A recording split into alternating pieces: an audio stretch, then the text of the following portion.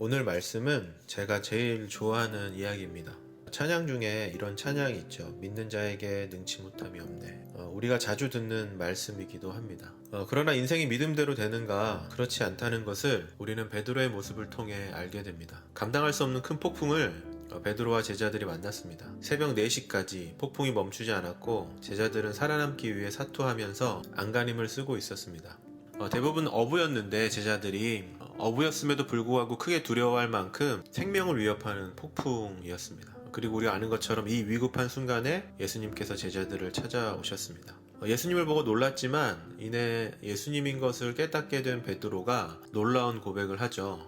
마태복음 14장 28절 말씀입니다. 그때 베드로가 예수께 주님, 주님이시거든 저를 물 위로 걸어오라 하십시오 하였다. 베드로의 이 아름다운 고백에 예수님은 단번에 대답하십니다. 오라 라고 말씀하시죠. 그리고 놀랍게도 인류 역사상 최초로 물 위를 걷게 되죠. 그러나 무슨 일이 일어났어요, 여러분? 베드로가 예수님을 바라보지 않고 폭풍을 바라보게 되고 결국 물에 빠져서 허우적대면서 살려달라고 외치는 험한 꼴을 당하게 됩니다. 결과로 보면 베드로는 실패했습니다. 베드로는 의심해서 물에 빠졌고 예수님께 책망 아닌 책망도 들었습니다. 그래서 사람들은 보통 이 말씀을 이해할 때 베드로처럼 의심하면 안 되는구나, 베드로처럼 믿음이 연약하면 안 되는구나 이런 생각으로만 이해를 하죠. 그런데 오늘 저는 몇 가지 질문을 통해서 베드로가 겪은 이야기 전체를 다시 한번 이해해 보고 싶어요. 여러분, 베드로는 왜 이런 일을 겪게 된 것일까요? 왜 베드로는 이런 일을 겪게 된 걸까요? 베드로와 제자들에게 새벽 4시가 넘도록 배가 뒤집어질 것 같은 폭풍, 파도는 누구로부터 시작된 걸까요? 이 파도는 어디서부터 시작되었을까요? 제가 하고 싶은 질문이 바로 이거예요. 답은 간단해요, 여러분. 하나님이죠. 하나님이세요. 시편 95편 4절 5절 말씀에 이렇게 기록하고 있습니다. 땅의 깊은 곳이 그의 손안에 있으며 산들의 높은 것도 그의 것이로다. 바다도 그의 것이라 그가 만드셨고 육지도 그의 손이 지으셨도다. 여러분, 이 말씀이 맞아요. 하나님의 손 안에 만물이 있으며 하나님의 허영과 섭리가 없다면 모든 만물은 돌아가지 않아요. 돌아갈 수 없어요. 그래서 우리가 알게 되는 놀라운 사실이 있어요.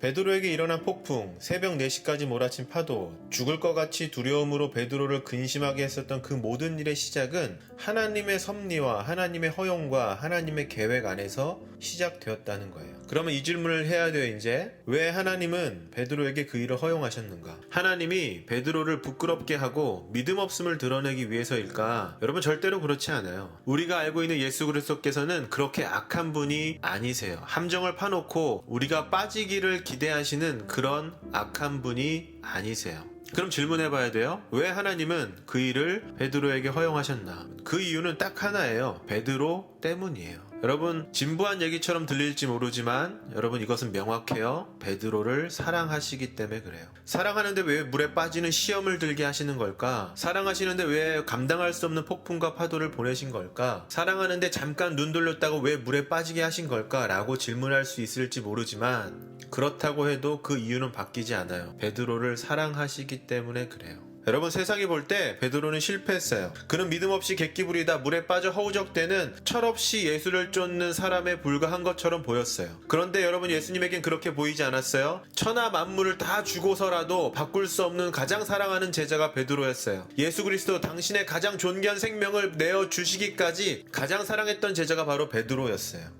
가장 존귀하신 하나님의 존재에 대해서 알려주고 싶었던 사람이 누구였냐면 바로 베드로였어요. 그 놀라운 하나님의 사랑, 그 놀라운 하나님의 교육, 하나님의 놀라운 사랑을 날마다 받으면서 성장하고 자라났던 사람이 누구였냐면 바로 베드로였어요.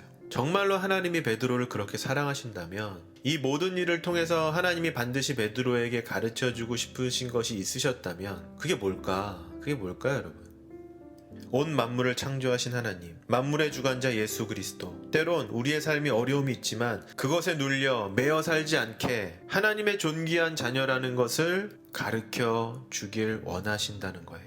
그 하나님이 지금도 저와 여러분 삶에 때론 고난과 파도와 폭풍을 허용하시며 그럼에도 불구하고 가장 안전하게 우리의 삶을 붙드신 상태에서 여전히 저와 여러분, 오늘도 이 아침에 저와 여러분을 가르치고 계세요. 폭풍 가운데, 두려움 가운데, 혼란 가운데 너는 이렇게 해야 돼. 물에 빠질 수도 있어. 나를 보지 않으면 넘어질 수도 있어. 그러나 나는 언제나 너에게 달려가 너를 일으켜 줄 거야. 언제나 나는 너를 붙잡고 세워줄 거야. 배가 뒤집어질 것 같은 그 어려운 상황 가운데 내가 그 배와 함께하면, 내가 내 삶과 함께하면, 내가 내 일상과 함께하면 그것이 파도 위라 하더라도, 폭풍 가운데라 하더라도 잠잠해질 수 있어. 이길 수 있어. 승리할 수 있어. 오늘도 베드로의 이 이야기를 통하여 저와 여러분에게 예수님은 그 놀라우신 하나님을 알려주고 계십니다. 여러분 꼭 기억하세요. 우리 삶의 모든 문제는 예수님의 허용으로부터 시작돼요. 예수님이 그 모든 것을 주관하고 다스리고 계세요. 그 모든 과정을 통해서 때론 우리가 이해하지 못한다 하더라도 예수님께서는 그 모든 과정을 통해서 지금도 우리에게 끊임없이 교육해주고 계세요. 알려주고 계세요. 깨닫게 하고 계세요. 뭐를? 온 만물을 다스리시고 창조하신 분이 하나님이시라는 것을. 그리고 그분이 그 무엇보다 저와 여러분을 사랑하고 아끼시고 보호하신다는 것을 지금 오늘 이 아침에도 이 베드로의 이야기를 통하여 우리에게 말씀해주고 계세요.